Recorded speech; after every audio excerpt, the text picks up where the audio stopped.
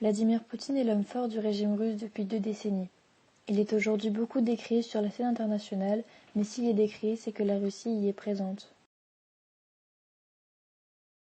Il est né le 7 octobre 1952 à Leningrad. C'est le successeur de Boris Eltsine et il occupe le pouvoir depuis 1999, soit 2 décennies.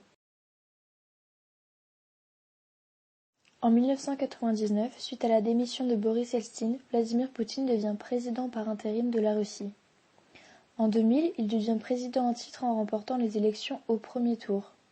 En 2004, il est réélu très confortablement au premier tour et demeure alors président en titre. En 2008, la loi lui ayant interdit de concourir pour un 3e mandat consécutif, il soutient Dimitri Medvedev aux élections en se plaçant Premier ministre. Il est réélu en 2012.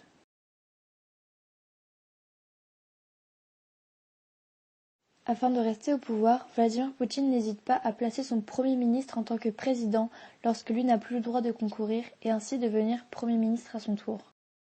Il dit également avoir réfléchi à modifier la constitution russe et ainsi allonger les périodes de mandat présidentiel. Il est l'homme fort du régime russe, il augmente le niveau de vie des habitants, il fait peur aux milliardaires, il a déclenché la seconde guerre de Tchétchénie. Condamné pour sa violence par les pays occidentaux, ce conflit permet à Poutine de façonner son image d'homme fort dans un pays en crise depuis la chute de l'URSS, et il place son gouvernement sous un contrôle total.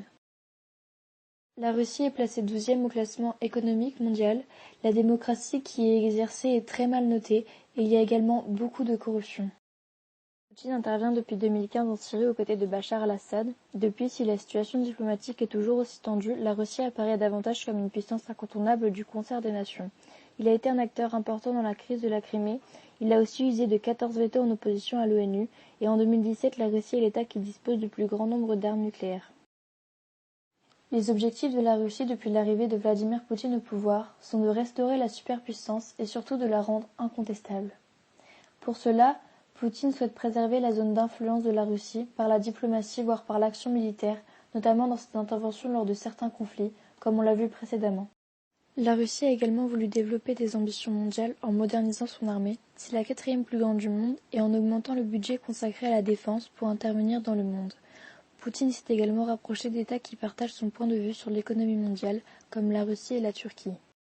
Enfin, le pouvoir russe entend restaurer la fierté russe à travers le monde et montrer son influence et sa puissance en tant que puissance économique, politique à travers la diplomatie et puissance culturelle et militaire.